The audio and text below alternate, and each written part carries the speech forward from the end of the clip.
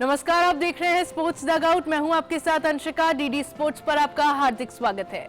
आज के शो में हम लेकर आए हैं आपके लिए खेल जगत की बड़ी सुर्खियां, दिन भर की अहम खबरें, खास रिपोर्ट्स और आपके पसंदीदा खिलाड़ियों से जुड़ी कुछ दिलचस्प कहानियां। इसके साथ ही दिखाएंगे सोशल मीडिया की चर्चाएं और खेल इतिहास के सुनहरे पलों की झलक। तो बने रहिए हमारे साथ, क्योंकि स्पोर्ट्स डगआउट में मिलेगा खेल की दुनिया का हर रंग, हर जज्बा सिर्फ आपके लिए। तो आइए शुरुआत करते हैं आज की सुर्खियों से।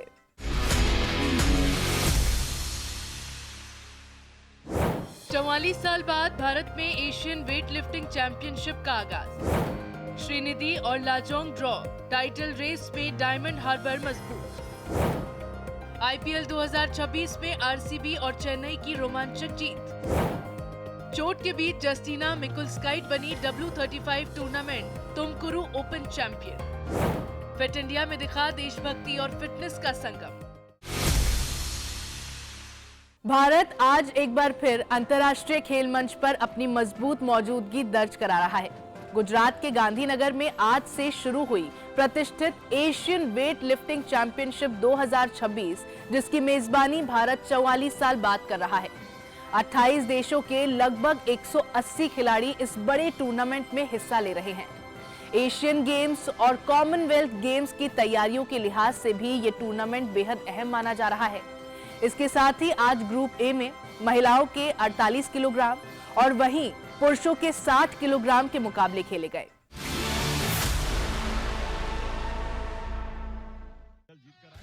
चैंपियनशिप के पहले दिन महिलाओं की 48 किलोग्राम कैटेगरी में मुकाबले बेहद रोमांचक रहे, जहां 3 अलग अलग वर्गों में पदकों का फैसला हुआ। ओलंपिक शैली की वेट लिफ्टिंग प्रतियोगिताओं में हर भार वर्ग में स्नैच, क्लीन एंड जर्क और ओवरऑल टोटल के आधार पर अलग अलग पदक दिए जाते हैं। महिलाओं की 48 किलोग्राम स्पर्धा में ओवरऑल कैटेगरी का गोल्ड चीनी ताइपे की यीचेन ने अपने नाम किया, जबकि सिल्वर उनकी ही टीम की वांग लिंग को मिला। भारत की कोमल कोहर ने शानदार प्रदर्शन करते हुए ब्रोंज मेडल जीतकर देश को पहला पदक दिलाया। वहीं क्लीन एंड जर्क वर्ग में भी चीनी ताइपे की यीचेन ने गोल्ड अपने नाम किया। वांगलिंग को सिल्वर मिला, जबकि भारत की कोमल कोहर ने एक और ब्रोंज मेडल हासिल किया। स्नैच वर्ग में वांगलिंग ने गोल्ड मेडल जीता, यीचेन को सिल्वर मिला, जबकि रोज जीन ने ब्रॉन्ज अपने नाम किया। इस कैटेगरी में कुल 10 खिलाड़ियों ने हिस्सा लिया और भारत की ओर से अकेली प्रतिनिधि रही कोमल कोहर ने 2 ब्रोंज मेडल जीतकर शानदार शुरुआत की। 16 सदस्यीय भारतीय टीम की अगुवाई कॉमनवेल्थ गेम्स पदक विजेता बिंदिया रानी देवी कर रही है। भारत दूसरी बार एशियन वेट लिफ्टिंग चैंपियनशिप की मेजबानी कर रहा है। इससे पहले 1982 में नई दिल्ली में इस टूर्नामेंट का आयोजन हुआ था। आईएफएल 2025 से 26 के खिताबी मुकाबले में हैदराबाद के डेक्कन एरिना में खेला गया मुकाबला रोमांच, दबाव और ड्रामे से भरपूर रहा। श्रीनिधि डेक्कन एफसी और शिलोंग लाजोंग एफसी के बीच खेला गया मुकाबला 1-1 की बराबरी पर खत्म हुआ, लेकिन इस ड्रॉ ने टाइटल रेस में डायमंड हार्बर की स्थिति को और मजबूत कर दिया। देखिए रिपोर्ट। मुकाबले की शुरुआत तेज रफ्तार के साथ हुई और घरेलू टीम श्रीनिधि डेक्कन ने शुरुआती दबाव का फायदा उठाते हुए 9वें मिनट में बढ़त हासिल कर ली। दाएं विंग से आए शानदार मूव पर डेविड कास्तानेडा ने शानदार एक्रोबैटिक फिनिश के साथ गेंद को गोल में पहुंचा दिया। इसके बाद लाल रोमाविया ने अपनी रफ्तार और आक्रामक खेल से लगातार लाजोंग की रक्षा पंक्ति पर दबाव बनाए रखा। हालांकि पहले हाफ के अंतिम हिस्से में शिलोंग लाजोंग ने गेंद पर नियंत्रण बढ़ाया, लेकिन श्रीनिधि की मजबूत डिफेंस के सामने बराबरी का गोल नहीं आ सका। दूसरे हाफ में शिलोंग लाजोंग एफसी ने रणनीति बदली। छोटे पास और तेज मूवमेंट के जरिए टीम ने मैच में वापसी की कोशिश शुरू की। लगातार हमलों का फायदा आखिरकार 60वें मिनट के करीब मिला, जब बॉक्स के अंदर फाउल होने पर टीम को पेनल्टी मिली।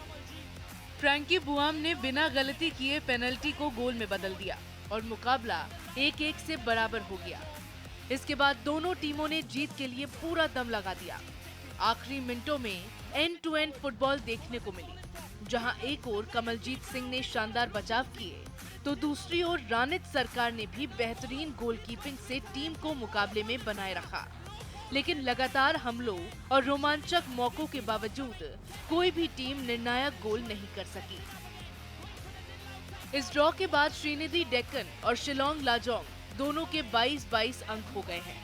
वहीं 28 अंकों के साथ शीर्ष पर मौजूद डायमंड हार्बर अब अपने अगले मुकाबले में सिर्फ 1 अंक हासिल कर खिताब अपने नाम कर सकती हैं। हैदराबाद में खेला गया यह मुकाबला भले ही बराबरी पर खत्म हुआ हो, लेकिन टाइटल रेस में इसका असर बेहद बड़ा साबित हो सकता है। 10 साल बाद रायपुर के शहीद वीर नारायण सिंह स्टेडियम में लौटा आईपीएल का रोमांच और लौटते ही क्रिकेट प्रेमियों को मिला एक ऐसा मुकाबला जिसने आखिरी गेंद तक सांसें थामे रखी। एक तरफ थी प्लेऑफ की उम्मीद बचाने उतरी मुंबई इंडियंस, तो दूसरी ओर रॉयल चैलेंजर्स बेंगलुरु जो जीत के साथ प्लेऑफ की दहलीज पर पहुंचना चाहती थी। लेकिन इन सब के बीच इस हाई वोल्टेज मुकाबले में सबसे बड़ा नाम बनकर उभरे कृणाल पांड्या, जिन्होंने दर्द, दबाव और क्रैम्प से जूझते हुए खेली यादगार पारी। देखिए ये रिपोर्ट। रायपुर में आईपीएल की वापसी के साथ ही स्टेडियम में उत्साह चरम पर था, लेकिन इस बार मुकाबला सिर्फ बल्लेबाजों का नहीं बल्कि गेंदबाजों का भी था। पहले बल्लेबाजी करते हुए मुंबई इंडियंस की शुरुआत बेहद खराब रही। टीम ने शुरुआती 3 विकेट जल्दी गंवा दिए। इसके बाद तिलक वर्मा और नमन धीर ने पारी संभाली। दोनों के बीच 82 रन की साझेदारी हुई। तिलक वर्मा ने संघर्षपूर्ण अंदाज में 57 रन बनाए, जबकि नमन धीर ने 47 रन की अहम पारी खेली। लेकिन डेथ ओवर्स में भुवनेश्वर कुमार ने शानदार गेंदबाजी करते हुए 4 विकेट झटके और मुंबई को 166 रन पर रोक दिया। 167 रन के लक्ष्य का पीछा करने उतरी आरसीबी की शुरुआत भी लड़खड़ाती हुई नजर आई, लेकिन इसके बाद जो हुआ उसने मुकाबले को यादगार बना दिया। रॉयल चैलेंजर्स बेंगलुरु ने महज 39 रन पर 3 विकेट गंवा दिए थे। मुंबई इंडियंस मैच पर पूरी तरह हावी दिखाई दे रही थी, लेकिन फिर मैदान पर डटे रहे कृणाल पांड्या। क्रैम्प से जूझते हुए भी कृणाल ने हार नहीं मानी। उन्होंने संयम और आक्रामकता का बेहतरीन मिश्रण दिखाते हुए 46 गेंदों पर 73 रन की मैच विनिंग पारी खेली। दूसरी ओर कॉर्बिन बॉश ने लगातार विकेट लेकर मुंबई को मैच में वापस ला दिया। आखिरी ओवर में मुकाबला पूरी तरह रोमांचक हो चुका था। आरसीबी को अंतिम गेंद पर 2 रन चाहिए थे और टीम ने दबाव के बीच जीत हासिल कर ली। इस जीत के साथ आरसीबी ने प्लेऑफ की ओर मजबूत कदम बढ़ा दिए, जबकि मुंबई इंडियंस का सफर यहीं खत्म हो गया। वहीं एक और मुकाबले की बात करें तो कल चेन्नई के चेपॉक स्टेडियम में आईपीएल 2026 का रोमांच अपने चरम पर रहा, जहां एक तरफ लखनऊ सुपर जायंट्स ने 203 रन का विशाल स्कोर खड़ा किया, तो वहीं दूसरी तरफ चेन्नई सुपर किंग्स के युवा बल्लेबाज उर्विल पटेल की तूफानी बल्लेबाजी ने मैच का पूरा रुख बदल कर रख दिया। महज 13 गेंदों में अर्धशतक और 23 गेंदों में 65 रन। उर्विल की इस विस्फोटक पारी ने चेन्नई को 5 विकेट से शानदार जीत दिलाई। देखिए रिपोर्ट। चेन्नई के एमए चिदम्बरम स्टेडियम में रविवार की रात सिर्फ एक आवाज गूंज रही थी, सीएसके सीएसके। पहले बल्लेबाजी करते हुए लखनऊ सुपर जायंट्स ने आक्रामक शुरुआत की। ऑस्ट्रेलियाई बल्लेबाज जॉश इंग्लिस ने मैदान में चारों ओर चौकों और छक्कों की बारिश कर दी। इंग्लिस ने सिर्फ 33 गेंदों में 85 रन ठोकते हुए सीएसके के गेंदबाजों पर जमकर हमला बोला। वहीं शाहबाज अहमद ने भी नाबाद 43 रन की महत्वपूर्ण पारी खेली। इन दमदार पारियों की बदौलत लखनऊ ने 20 ओवर में 203 रन का बड़ा स्कोर खड़ा किया। 204 रन के मुश्किल लक्ष्य का पीछा करने उतरी चेन्नई सुपर किंग्स को तेज शुरुआत की जरूरत थी। सीएसके के कप्तान ऋतुराज गायकवाड़ और संजू सैमसन ने तेज शुरुआत दी, लेकिन असली धमाका हुआ 5वें ओवर में। उर्विल पटेल ने आते ही आक्रामक अंदाज अपनाया और गेंदबाजों की जमकर धुनाई शुरू कर दी। अवेश खान और दिग्वेश राठी के ओवरों में लगातार छक्कों की बरसात हुई। उर्विल ने सिर्फ 13 गेंदों में अर्धशतक पूरा कर आईपीएल इतिहास के सबसे तेज 50 रिकॉर्ड की बराबरी कर ली। 23 गेंदों पर 65 रन, 8 छक्के और चेपॉक में गूंजती सीटी, यही था वो पल जिसने मैच पूरी तरह सीएसके की झोली में डाल दिया। हालांकि बाद में विकेट गिरे, लेकिन सीएसके ने 19.2 ओवर में लक्ष्य हासिल कर लिया। इस जीत के साथ चेन्नई सुपर किंग्स के अब 12 अंक हो गए हैं और टीम पॉइंट्स टेबल में 5वें स्थान पर पहुंच गई है। वहीं लखनऊ सुपर जायंट्स की ये 11 मैचों में 8वीं हार रही और इसके साथ ही टीम का प्लेऑफ का सफर भी लगभग खत्म हो गया। लेकिन चेन्नई की इस यादगार रात में अगर सबसे ज्यादा किसी नाम की चर्चा रही तो वो था उर्विल पटेल। कर्नाटक के तुमकुरू में आयोजित ITF women world tennis tour W35 tournament का समापन भावुक पलों के साथ हुआ, जहां एक और टॉप सीड जस्टीना मिकुलस्काइट ने खिताब अपने नाम किया, तो वहीं दूसरी ओर चोट से जूझ रही पोलैंड की जुजाना पाव्लिकोव्स्का को फाइनल मुकाबले से रिटायर होना पड़ा। टेनिस प्रेमियों को एक बड़े मुकाबले की उम्मीद थी, लेकिन फाइनल का अंत उम्मीद से कई ज्यादा भावुक रहा। देखिए report. Tumakuru district tennis association court में खेले गए फाइनल मुकाबले में दर्शकों की निगाहें टूर्नामेंट की टॉप 2 खिलाड़ियों पर टिकी थी। टॉप सीड जस्टीना मिकुलस्काइट और सेकंड सीड जुजाना पाव्लिकोव्स्का के बीच खिताबी भिड़ंत को लेकर जबरदस्त उत्साह था। हालांकि मुकाबले से पहले ही पाव्लिकोव्स्का कंधे की चोट से परेशान थी। उन्होंने डबल्स फाइनल से भी अपना नाम वापस ले लिया था, लेकिन इसके बावजूद उन्होंने सिंगल्स फाइनल खेलने का फैसला किया। कोर्ट पर उतरते ही पॉलिश खिलाड़ी ने जज्बा जरूर दिखाया, लेकिन पहला गेम खत्म होने के बाद दर्द बढ़ गया और उन्हें मैच से रिटायर होना पड़ा। इसके साथ ही फाइनल मुकाबला समय से पहले खत्म हो गया और दर्शकों के रोमांचक मुकाबले की उम्मीद अधूरी रह गई। इस अप्रत्याशित अंक के साथ जस्टीना मिकुलस्काइट को विजेता घोषित किया गया। ये उनके करियर का 8वां ITF सिंगल्स खिताब रहा। खिताब के साथ उन्हें 4,860 अमेरिकी डॉलर की पुरस्कार राशि और 35 अहम WTA रैंकिंग अंक मिले। वहीं रनर अप रही पाव्लिकोव्स्का को 2,637 डॉलर और 23 WTA अंक हासिल हुए। तुमकुरू में पहली बार आयोजित इस ITF women's world tennis tour ने देश विदेश के खिलाड़ियों को एक बड़ा मंच दिया और स्थानीय दर्शकों को अंतर्राष्ट्रीय टेनिस का रोमांच करीब से देखने का मौका मिला। भले ही फाइनल मुकाबला चोट की वजह से अधूरा रह गया हो, लेकिन तुमकुरू ओपन 2026 ने भारतीय टेनिस कैलेंडर में अपनी मजबूत पहचान जरूर बनाई है। अब उम्मीद यही रहेगी कि आने वाले वर्षों में ये टूर्नामेंट और बड़े स्तर पर खिलाड़ियों और दर्शकों को जोड़ता नजर आए। देशभक्ति, फिटनेस और एकता का अद्भुत संगम दिल्ली के मेजर ध्यानचंद स्टेडियम में उस वक्त देखने को मिला जब भारतीय सेना, नौसेना और वायुसेना के जवान आम नागरिकों के साथ साइकिल चलाते हुए नजर आए। Fit India Sundays on cycle के 73वें संस्करण में देशभक्ति के रंग और फिटनेस का जोश एक साथ देखने को मिला। देखिए रिपोर्ट।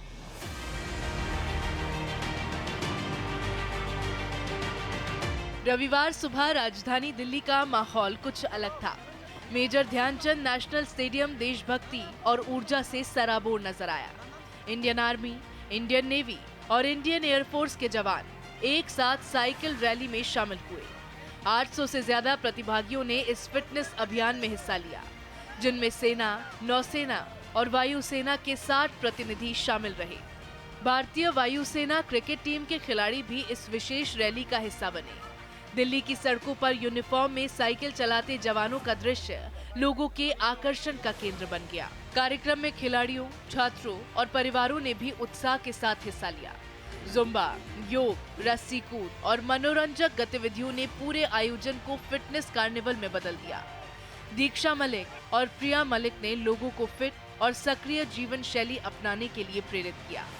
आयुष मंत्रालय के योग 365 अभियान के तहत योग विशेषज्ञों ने लोगों को स्वास्थ्य और योग संबंधी सलाह भी दी। युवा कार्यक्रम और खेल मंत्रालय द्वारा शुरू किया गया fit India Sundays on cycle अभियान आज देश भर में एक बड़े जन आंदोलन का रूप ले चुका है। दिसंबर 2024 से अब तक 28 लाख से ज्यादा लोग इस अभियान से जुड़ चुके हैं।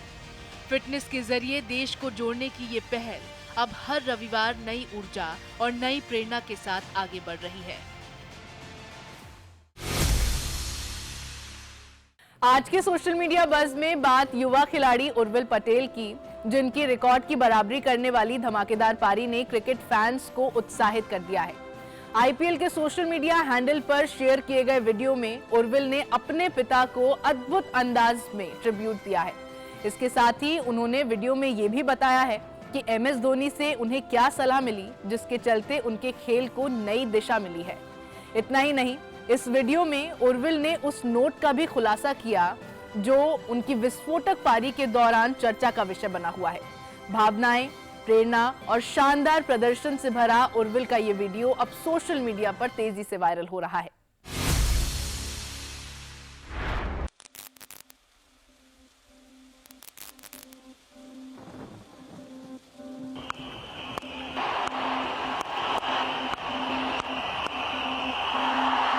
Gets it fastest 50.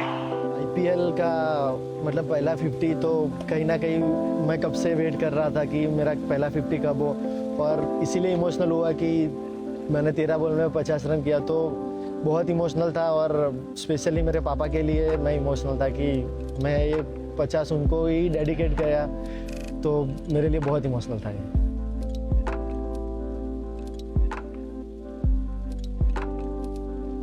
इसमें थोड़ा वो है कि जब मैं 3 मैच से मैं खेल रहा था तो अच्छा स्टार्ट देके आउट हो जा रहा था। सिर्फ पापा ही एक ऐसे थे कि बेटा तू जैसा खेल रहा है मुझे बहुत अच्छा लग रहा है, बस तू ऐसे खेल, रन हो गए नहीं हो गए मेरे लिए कोई मैटर नहीं करता है, बस ऐसे ही तू खेल।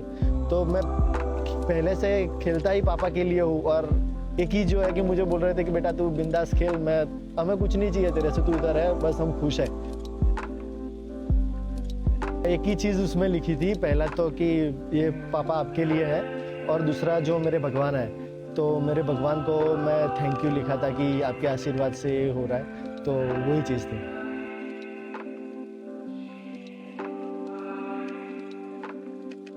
मैं जब पहुंचा तब ऋतु ने मुझे एक ही चीज़ बोला कि विकेट अच्छा है, बॉल अच्छा आ रहा है, बस थोड़ा लो बाउंस है। और फिर मैंने एक बॉल देखा और उसके बाद जब पहला हिट लगाया तो मैं श्योर हो गया कि विकेट बहुत अच्छा है, जो पेस से आ रहा है वो, तो अगर मेरे रेंज में मिलेगा तो मैं 100% ट्राई करूँगा मारने को, तो वही चीज़ मुझे हेल्प किया। ये डेफिनेटली जब मैंने 4 छक्के मारे तो फिर मेरे दिमाग में वो चीज़ भी आया कि अगर मैं ट्राई कर सकता हूँ कि 6 बॉल पे 6 हो, तो फिर जो एक बॉल जो चौका गया तो उसमें थोड़ा नाखुश था कि वो उसको भी मैं बहुत ज़ोर से मारने गया तो नहीं गया। But end of the day वही मुझे अच्छा लगा कि मैं इस बार ऐसा लग रहा था कि सिर्फ जहाँ पे बॉल है उधर मारना है, ऐसा नहीं सोचा था कि हर बॉल छक्का मारना है, क्योंकि उधर ये लेवल पे हर बॉल छक्का बहुत मुश्किल है।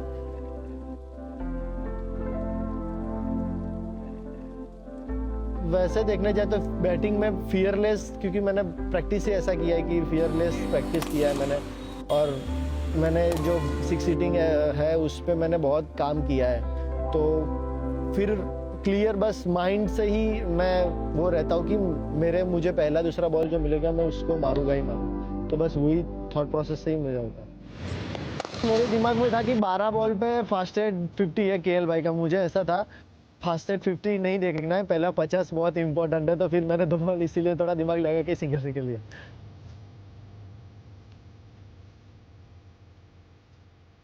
माही भाई के साथ मैं मतलब 2 मैच से जब आउट हो गया तब मैं माही भाई के पास, हम ड्रेसिंग रूम में साथ ही बैठते, तो उनको मैंने पूछा कि भैया ये जो कन्वर्ट, मैं 2 मैच से आउट हो जाऊँ तो उसको कन्वर्ट करने के लिए क्या कहूँ, तो भैया ने एक ही चीज़ बोली कि मुझे तेरे स्किल में कोई डाउट नहीं लग रहा है, जो भी डाउट है थोड़ा दिमाग में लग रहा है, तो बस क्लियर रहे और सही बॉल को सही जगह पे मारने का ट्राई कर। सबसे पहले उनको जाके मैं थैंक यू बोलूँगा कि भैया जो आपने बात किया तो वो मुझे अच्छा लग रहा है और अच्छा परफॉर्म हुआ है, तो आई थिंक वो बहुत खुश हो गए आज।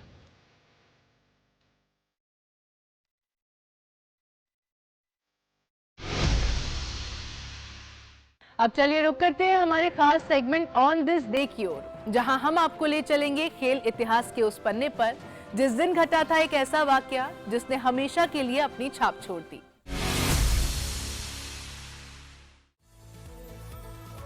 11 मई 1997 तकनीक की दुनिया में एक ऐतिहासिक दिन।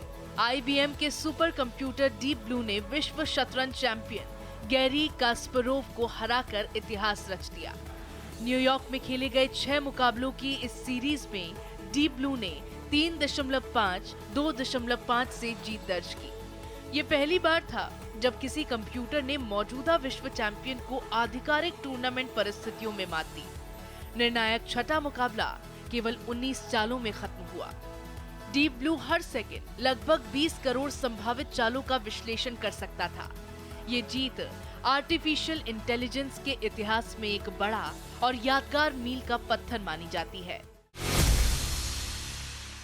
तो ये था हमारा आज का ऑन दिस डे सेगमेंट और अब बारी है हमारे स्पेशल सेगमेंट स्पोर्ट्स रैप की, जहां हम आपको दिखाएंगे देश और दुनिया भर के खेलों से जुड़ी बड़ी खबरें, वो भी तेज रफ्तार में। तो पेश है आज की टॉप स्पोर्ट्स न्यूज दुनिया भर के हर खेल से रफ्तार के साथ।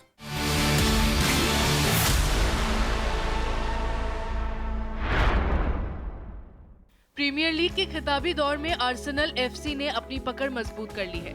आर्सेनल ने वेस्ट हैम यूनाइटेड को 1-0 से हराकर अंक तालिका में 5 अंकों की बढ़त कायम रखी। मुकाबले का निर्णायक गोल 83वें मिनट में लिएंड्रो ट्रोसार्ड ने किया। इसके बाद अंतिम मिनटों में VAR का बड़ा फैसला भी आर्सेनल के पक्ष में गया।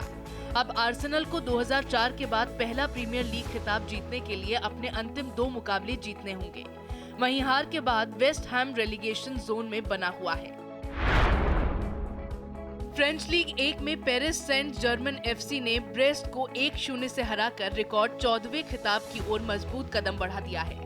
मुकाबले में जीत दिलाने वाला गोल अंतिम समय में डिजायर ड्यू ने किया। PSG अब दूसरे स्थान पर मौजूद लेंस से 6 अंक आगे है और अगले मुकाबले में सिर्फ एक ड्रॉ टीम को चैंपियन बना देगा। PSG का गोल अंतर भी बाकी टीमों से काफी बेहतर है। स्पेनिश फुटबॉल में FC बार्सिलोना ने अपने घरेलू मैदान कैंप नो में रियल मैड्रिड को 2-0 से हराकर 29वां ला लिगा खिताब जीत लिया। मार्कस रैशफोर्ड और फेरान टोरेस के गोल ने मुकाबले में बार्सिलोना को बढ़त दिलाई। कोच हांसी फ्लिक के नेतृत्व में टीम ने लगातार दूसरा लीग खिताब जीता है। बार्सिलोना ने इस सीजन में सिर्फ 4 लीग मुकाबले गंवाए। विश्व number 1 Aryana Sabalenka Italian open के तीसरे दौर में हार कर बाहर हो गई है। रोमानिया की सोराना सिर्स्टिया ने सबालेंका को 2-6, 6-3, 7-5 से हराकर बड़ा उलटफेर किया। फ्रेंच ओपन से पहले ये महिला वर्ग का बड़ा झटका माना जा रहा है। वहीं नाओमी ओसाका ने शानदार जीत दर्ज कर अगले दौर में जगह बना ली है। इटालियन ओपन में युवा खिलाड़ी डीनो प्रिज्मिक का शानदार प्रदर्शन जारी है। नोवाक जोकोविक को बाहर करने के बाद प्रिज्मिक ने फ्रांस के उगो हम्बर्ट को सीधे सेटों में हराकर अंतिम 16 में जगह बना ली। वहीं अलेक्जेंडर ज़ेवरेव ने भी शानदार जीत दर्ज करते हुए अपने तीसरे रोम खिताब की उम्मीद कायम रखी है। ऑस्ट्रेलिया ने पाकिस्तान और बांग्लादेश दौरे के लिए नई वनडे और T20 टीमों की घोषणा कर दी है। मिचेल मार्श टीम की कप्तानी करेंगे, जबकि पैट कमिंस, मिचेल स्टार्क और जॉश हेजलवुड को आराम दिया गया है। कई युवा खिलाड़ियों को पहली बार टीम में मौका मिला है। वहीं IPL प्लेऑफ खेल रहे खिलाड़ियों को बाद के मुकाबलों में टीम से जोड़ा जाएगा। भारतीय पहलवान दीपक पूनिया ने senior open ranking wrestling tournament में शानदार वापसी करते हुए 92 किलो फ्रीस्टाइल वर्ग के फाइनल में जगह बना ली है। वहीं प्रतियोगिता में बड़ा उलटफेर तब देखने को मिला जब अनुभवी पहलवान अनिरुद्ध कुमार शुरुआती दौर में हार कर बाहर हो गए। इंडियन एथलेटिक्स सीरीज 6 में मुरली श्रीशंकर ने 8.04 मीटर की छलांग लगाकर गोल्ड मेडल जीता। वहीं राष्ट्रीय रिकॉर्डधारी तेजस सिरसे ने 110 मीटर हर्डल्स में 13.43 सेकंड का समय निकालकर एशियन गेम्स क्वालिफिकेशन मार्क हासिल किया। कजाकिस्तान के अलमाटी में खेले गए ISSF वर्ल्ड कप शॉटगन में भारत की नीरू धांडा और विवान कपूर की जोड़ी ने ट्रैप मिक्स टीम स्पर्धा में ब्रॉन्ज मेडल जीता। ये ओलंपिक इवेंट में भारत का लगातार दूसरा वर्ल्ड कप मेडल है। भारतीय जोड़ी ने शानदार प्रदर्शन करते हुए देश का नाम रोशन किया। भारतीय महिला रिकर्व टीम ने शंघाई में खेले गए आर्चरी वर्ल्ड कप स्टेज 2 में शानदार प्रदर्शन करते हुए गोल्ड मेडल जीत लिया। दीपिका कुमारी, अंकिता भगत और कुमकुम मोहोर की टीम ने फाइनल में चीन को शूट ऑफ में 5-4 से हराया। इससे पहले भारतीय टीम ने सेमीफाइनल में 10 बार के ओलंपिक चैंपियन दक्षिण कोरिया को हराकर बड़ा उलटफेर किया था। ये 2021 के बाद भारत का पहला महिला team world cup gold medal है। अब चलिए स्पोर्ट्स रैप से आगे बढ़ते हुए बात करते हैं हमारे बर्थडे स्पेशल सेगमेंट की, जहां हम मना रहे हैं उन खिलाड़ियों का जन्मदिन जिन्होंने अपने शानदार खेल से सभी को प्रभावित किया है। तो आइए जानते हैं उन खिलाड़ियों के बारे में कुछ दिलचस्प बातें। भारतीय बैडमिंटन के उभरते सितारे अर्जुन मदाथिल रामचंद्रन ने अपनी मेहनत और शानदार प्रदर्शन से देश का नाम अंतर्राष्ट्रीय स्तर पर रोशन किया है। 11 मई 1997 को जन्मे अर्जुन ने भारत की पुरुष टीम के साथ 2022 थॉमस कप जीतकर इतिहास रचा। इसके अलावा एशियन गेम्स 2022 में सिल्वर मेडल और एशियन टीम चैंपियनशिप में ब्रोंज मेडल जीतने वाली भारतीय टीम का भी अहम हिस्सा रहे। मेंस डबल्स में 14 अंतर्राष्ट्रीय खिताब और मिक्स डबल्स में 2 टाइटल जीत चुके अर्जुन आज भारतीय बैडमिंटन की मजबूत पहचान बन चुके हैं। उनके जन्मदिन पर उन्हें उज्जवल भविष्य और नई सफलताओं की ढेरों शुभकामनाएं। भारतीय फुटबॉल के प्रतिभाशाली मिडफील्डर फनाई लालरेमपुया ने अपनी बेहतरीन बॉल कंट्रोल, तेज रफ्तार और सटीक पासिंग से मैदान पर खास पहचान बनाई। 11 मई 1996 को जन्मे फनाई ने कम उम्र में ही भारत अंडर 19 टीम में जगह बनाई और 2014 AFC अंडर 19 चैंपियनशिप क्वालिफायर में देश का प्रतिनिधित्व किया। उन्होंने पुणे सिटी, मिनर्वा पंजाब और नॉर्थ ईस्ट यूनाइटेड जैसी टीमों के लिए प्रोफेशनल फुटबॉल खेला और भारतीय फुटबॉल में अपना महत्वपूर्ण योगदान दिया। तो दोस्तों, आज के स्पोर्ट्स डगआउट में बस इतना ही। हमारा वादा है कि खेल से जुड़ी हर बड़ी और अहम खबर हम आपको दिखाएंगे सबसे भरोसेमंद और सबसे दिलचस्प अंदाज में। जुड़े रहिए डीडी स्पोर्ट्स के साथ। अगली मुलाकात तक खेल का जुनून बनाए रखिए, जीत का जज्बा जगाए रखिए।